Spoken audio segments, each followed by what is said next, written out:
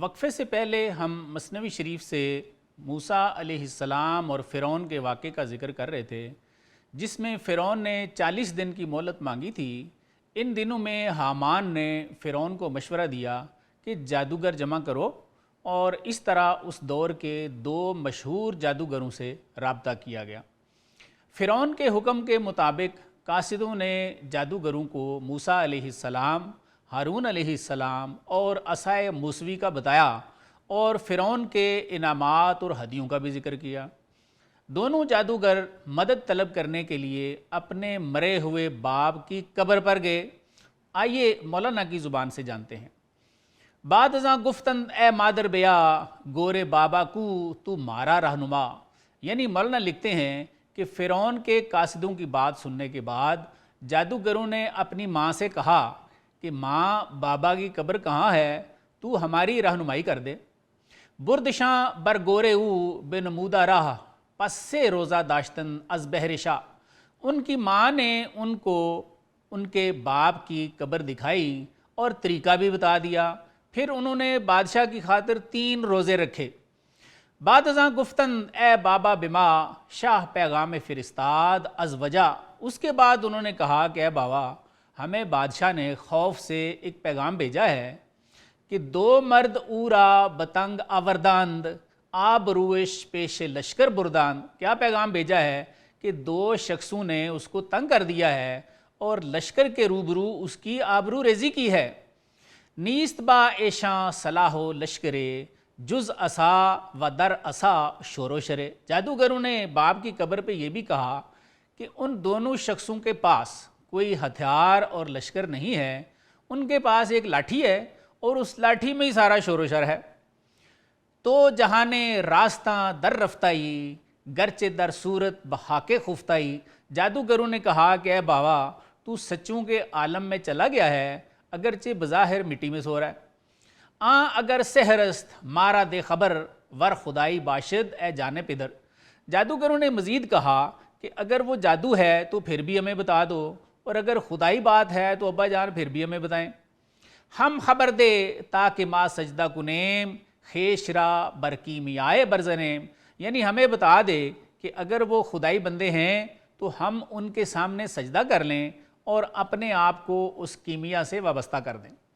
نا امیدانیم امید رسد، در شب دیجور خورشید رسد۔ کہنے لگے کہ ہم مایوس ہیں کہ امید پیدا ہو جائے اور اندھیری رات میں سورج نکل آئے۔ از زلال آئیم در راہ رشد، راند گانیم و کرم مارا کشد۔ کہنے لگے شاید ہم گمراہی سے ہدایت کے راستے پر آ جائیں، ہم مردود ہیں، شاید اللہ کا کرم ہمیں اپنی طرف کھینچ لے۔ جادوگر کے بچوں نے 3 روزے رکھے اور یہ سب کچھ اپنے باپ کی قبر پر کہہ آئے۔ آگے مولانا لکھتے ہیں کہ ان کا باپ ان کے خواب میں آیا۔ جادوگروں کے باپ نے اپنے بچوں کی خواب میں کیا رہنمائی کی، آئیے وہ بھی مولانا کی زبان سے جانتے ہیں۔ مولانا لکھتے ہیں گفت شاں در خواب کہ اے اولاد من، نیست ممکن ظاہر ایرا دم زدن۔ یعنی جادوگروں کے باپ نے ان سے خواب میں کہا کہ اے میرے بچوں، میرے لیے کھل کر بات کرنا ممکن نہیں ہے۔ بانگ زد اے جانو فرزندان من، نیست پیدا گفتن ایرا مرتہن۔ پھر اس نے پکارا کہ اے میری جان اور اے میرے بچوں، اس کو صاف صاف بتانا میرے بس میں نہیں ہے۔ فاش و مطلق گفتنم دستور نیست، لیک راز از پیش چشمم دور نیست۔ جادوگروں کے باپ نے کہا کہ کھلم کھلا اور صاف کہنے کی یہاں پہ مجھے اجازت نہیں ہے، لیکن راز میری آنکھوں سے دور بھی نہیں ہے۔ یک نشانے وا نمائم با شما، تا شود پیدا شمارا این خفا۔ جادوگروں کے باپ نے کہا کہ میں تم پر ایک علامت ظاہر کر دیتا ہوں تاکہ یہ پوشیدہ بھید تم پر کھل جائے۔ نور چشمانم چوں آنجا میروید، از مقام خواب شاں آگاہ شوید۔ ان کے باپ نے ان سے کہا کہ میرے نور چشموں، جب تم وہاں جاؤ نا تو ان دونوں کی خوابگاہ معلوم کرنا۔ آزما کے خفتہ باشد آ حکیم، آ اسا گیرید و بگزارید بیم۔ جادوگروں کے باپ نے کہا کہ جس وقت وہ اسے والا حکیم سو رہا ہو نا، یعنی موسیٰ علیہ السلام کی بات ہو رہی ہے، تو اس نے کہا کہ اس کا عصا اٹھا لینا اور ڈرنا بالکل نہیں ہے۔ گر بدزدیدش اسا آ ساحر است، چارہ ساحر شمارہ حاضر است۔ ان کے باپ نے کہا کہ اگر وہ عصا تم لوگ چرا لو نا تو وہ جادوگر ہے، اور جادوگر کا علاج تمہارے پاس پہلے ہی موجود ہے۔ ورنہ بتوانید ہاں آ ازدیست او رسول ذوالجلال و مقتدیست۔ ان کے باپ نے کہا کہ اگر تم وہ عصا نہ اٹھا سکو تو خبردار پھر وہ خدائی ہے اور اللہ کا رسول ہے اور ہدایت یافتہ ہے۔ گر جہاں فرعون گیرد شرق و غرب، سر نگوں آید خدارا گاہ حرب۔ ان کے باپ نے مزید کہا کہ اگر فرعون مشرق اور مغرب یعنی پورا جہان بھی حاصل کر لینا تو لڑائی کے وقت اللہ کے سامنے ضرور سرنگوں ہو جائے گا۔ ای نشان راست دادم جان باب برنویس واللہ عالم بالصواب۔ ان کے باپ نے کہا کہ یہ نشانی میں نے تمہیں ٹھیک ٹھیک بتا دی ہے، نوٹ کر لو، آگے اللہ بہتر جانتے ہیں۔ جان بابا چوں بخسپد ساحرے سحر و مکرش را نباشد رہبرے۔ ان کے باپ نے مزید کہا کہ جان پدر، جب کوئی جادوگر سو جاتا ہے نا تو اس کے جادو اور مکر کا کوئی رہبر نہیں ہوتا، یعنی اس کی کوئی حفاظت کرنے والا نہیں ہوتا۔ لیک حیوانے کچو پانش خداست، گرگرا آنجا امیدو راہ کجاست۔ ان کے باپ نے مزید کہا کہ لیکن وہ جانور جس کا نگہبان خود خدا ہے، بھیڑیے کو وہاں امید و راستہ کہاں ہے۔ جانے بابا ای نشانے کاتے است، گر مبیرد نیزد حق شرافے است۔ جادوگروں کے باپ نے کہا کہ اے جانے پدر، یہ علامت قطعی ہے، اگر ایسا خدائی مر بھی جائے نا تو خدا اس کو بلند کرنے والا ہوتا ہے۔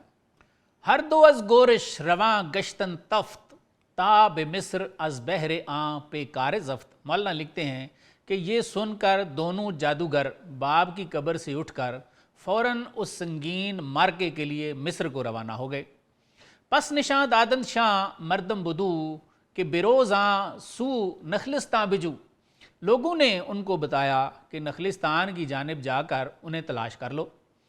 چوں بے آمد دید در خرمہ بنا، خفتہ کو بود بیدار جہاں۔ جب وہ پہنچے تو کھجوروں میں انہوں نے دیکھا اور موسیٰ علیہ السلام کو سویا ہوا پایا، جو دنیا بھر کے بیدار ترین شخص تھے۔ اب مولانا یہاں سے بیدار دل والے لوگوں کی طرف انتقال فرما گئے ہیں۔ کیا لکھتے ہیں؟ بحر نازش بستہ اود و چشم سر، عرش و فرشش جملہ در زیر نظر۔ مولانا لکھتے ہیں کہ وہ نازنی یعنی موسیٰ علیہ السلام سر کی دونوں آنکھیں بند کیے ہوئے تھے اور عرش اور فرش سب ان کی نگاہ میں تھے۔ آگے لکھتے ہیں اے بسا بیدار چشم و خفتہ دل، خود چہ بیند چشم اہل آب و گل۔ فرماتے ہیں کہ اکثریت بیدار آنکھیں تو رکھتی ہے لیکن اکثریت سوئے ہوئے دل والی ہے، اور فرماتے ہیں کہ آب و گل کی آنکھ والوں نے خاک دیکھنا ہے۔ آگے لکھتے ہیں وہ آنکھ دلے بیدار دارد چشم سر، گرب خسپد بر کشاید صد بسر۔ فرماتے ہیں کہ وہ شخص جو بیدار دل رکھتا ہے، اگر اس کی سر کی آنکھ سو بھی جائے تو اس کے لیے 100 بینائیاں کھل جاتی ہیں، یعنی وہ دل کی آنکھ سے دیکھنا شروع ہو جاتا ہے۔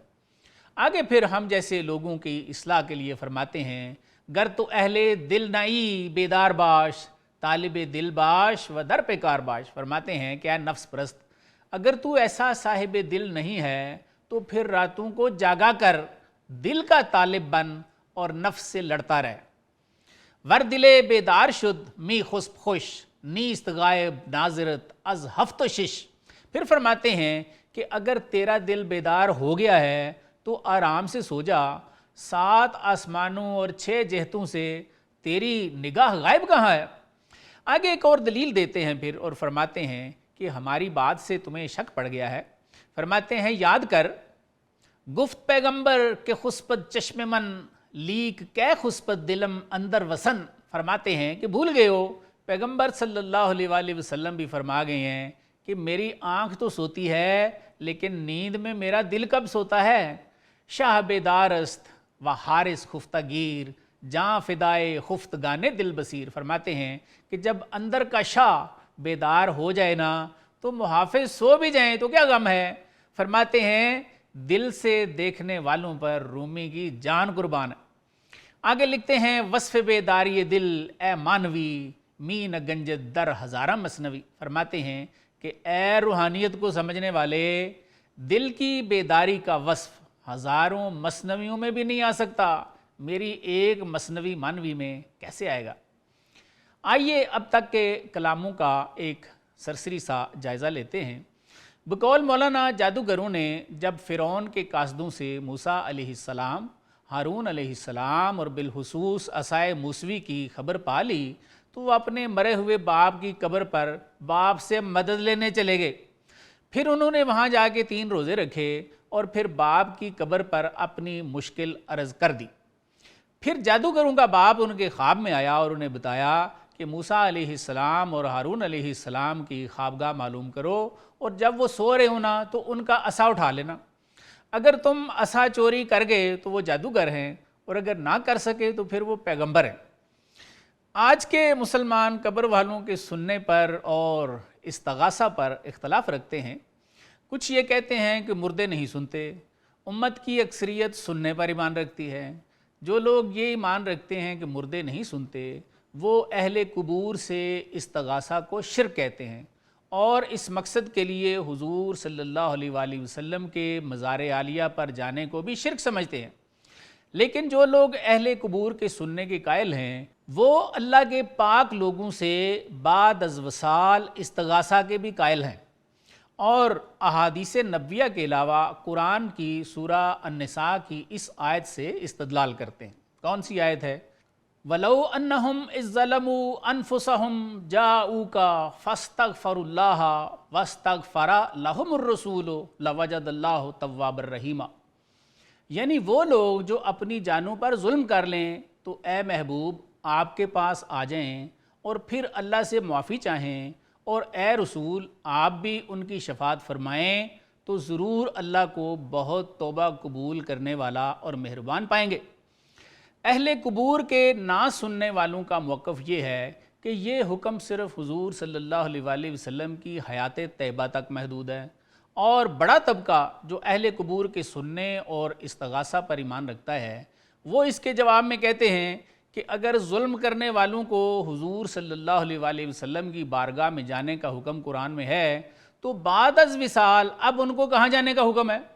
यानी उनका मौक़िफ़ ये है कि हुजूर सल्लल्लाहु अलैहि वसल्लम विसाल मुबारक के बाद अपने मकाम से नहीं गिरे, आज भी वही रहमत लिल आलमीन हैं, उनको किसी ने रिप्लेस नहीं किया। इसलिए अब भी गुनाहगारों को मज़ार नबवी पर ही जाना चाहिए, वगरना क़यामत तक के लोग जो अपनी जानों पर जुल्म करेंगे उनके लिए तो कोई दारी नहीं रहेगा। ये मसला आज के प्रोग्राम में जादूगरों के अपने बाप की कब्र पर जाने और वहाँ से जवाब आ जाने की वजह से ज़ेरे बहस आ गया। आपके नज़दीक कौन सा गिरोह सही है और कौन सा गलत, ये फ़ैसला आपका अपना है। दूसरी ख़ास बात इन अशार में ये थी कि मौलाना ने मूसा अलैहिस्सलाम की नींद को हुजूर सल्लल्लाहु अलैहि वसल्लम की नींद की तरह का करार दिया। आप सल्लल्लाहु अलैहि वसल्लम की नींद मुबारक कैसी थी, इस पर बुखारी में हदीस नंबर 3569 है जो हज़रत अम्मा आयशा रज़ियल्लाहु अन्हा की रवायत है कि हुजूर सल्लल्लाहु अलैहि वसल्लम ने इरशाद फरमाया कि मेरी आंखें तो सोती हैं लेकिन मेरा दिल बेदार रहता है। फिर मौलाना फरमाते हैं कि ऐसी नींद सिर्फ अंबिया तक महदूद नहीं है, उम्मती का दिल भी बेदार हो सकता है। और इस सिलसिले में आप फरमाते हैं कि जिस शख्स का दिल बेदार नहीं है, फरमाते हैं उसको शब बेदारी करनी चाहिए और अपने नफ्स से लड़ते रहना चाहिए हत्ता कि दिल बेदार की दौलत उसको भी नसीब हो जाए। बकौल मौलाना जो शख्स बेदार दिल रखता है अगर वो सो भी जाए तो उसकी 100 बेनाइयाँ खुल जाती हैं। हज़रत अल्लामा भी दिल बेदार की तालीम देते हुए लिख गए हैं, आपने यकीनन सुन रखा है। दिल बेदार फारूकी दिल बेदार कर्रारी मिसे आदम के हक़ में कीमिया है दिल की बेदारी। दिल बेदार पैदा कर के दिल ख़ाबीदा है जब तक, न तेरी ज़रब है कारी न मेरी ज़रब है कारी। नाज़रीन, जादूगर जब हज़रत मूसा अलैहिस्सलाम का असा चोरी करने जाते हैं तो क्या होता है ये हम आपको बताएंगे इंशाअल्लाह अपने अगले प्रोग्राम में।